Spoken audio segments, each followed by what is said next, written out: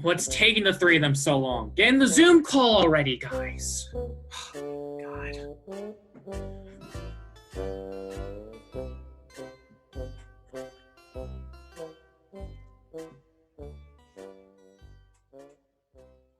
Hey, Michael. Sorry I'm late. I was helping an elderly woman cross the street. Yeah, sorry, my dog ate my keys. How did your dog manage to eat your keys?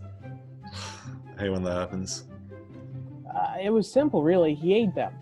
The real question is, though, how'd I get him back? But I'm not gonna answer that one. Think that's bad? Let me tell you how I got in this sling. Now listen, I was messing around with a skateboard and a walrus, right? And that was fine, the skateboard and the walrus, no problem. Third thing. I knew I shouldn't have added the third thing. What? You know, I'm not going to question it. At least you're all here. We only have today to get this editorial done, and we haven't even started. Josh is going to explode if we don't turn this in. What is the editorial about again? The human condition! God, doesn't anything stand in that hollow noggin of yours, Alvaro? Well, let's say someone who's definitely not me has absolutely no idea what the human condition means. Hypothetically, if you were to explain the human condition to someone who, isn't me, what would you say? Oh, that's easy. The human condition is all about relationships, how we interact with each other, and...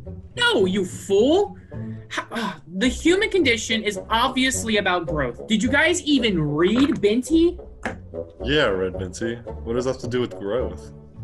Binti leaves her home and ventures into the great unknown. She meets new friends and foes and is faced with tough decisions that shape her into a more resolved individual. Like when she was willing to give the Medus her Otyitsa while being held hostage by them. That shows how she has become more accepting of other races and has grown as a character. Oh, that's kind of like in the book The Eight That Enters to the Universe, where it says on page 192 that it's the fact that we help non-relatives as much as we do. In this respect, as in so many others, humans are freaks of nature. We're freakishly kind to non-relatives. Okay, that might work. But I think that conflict might be more attuned to the human condition. Think about it. We're always fighting over something. Here, look. In this book, You're More Powerful Than You Think, the author talks about how in America, we have the freedom to say what we want. So we always end up perpetually arguing with each other. Yeah.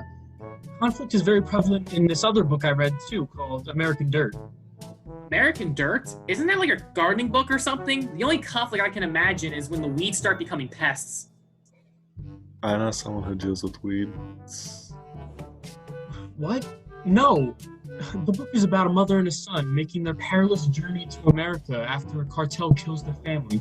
The entire book is filled with conflict, both internal and external. Oh, so it's kind of like in Binti, because that book has to deal with a lot about conflict. Binti has to deal with their anxieties as a cultural distinct teen going to a prestigious college, and those jellyfish terrorists that attack the ship. No, you imbecile! If Binti is not about growth, it is certainly about the survival and looming threat of death.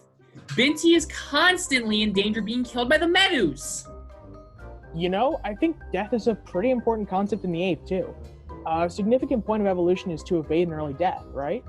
That's probably one reason why we're so good at working with other people. Well, in American Dirt, Lydia and Luke are trying to avoid the claws of death as well, but I can't think of how death and survival relate to You're More Powerful. Me neither. But you know what? Maybe it isn't that simple. Maybe the human condition is something more than just one thing. Maybe it's a bunch of different, complex ideas coming together as one. Just like how humans really are. A never-ending cycle of birth, conflict, growth, and then death. Maybe we're all looking at this all the wrong way. I think you have a point. No, you idiot! You are the most unbearable nitwit I've ever laid my eyes upon. You clearly have no idea what you are doing and should just pack up your things and leave the office right now. Well, what do you think the right answer is then? Don't push my buttons, Walrus Boy. Whoa, calm down, Michael.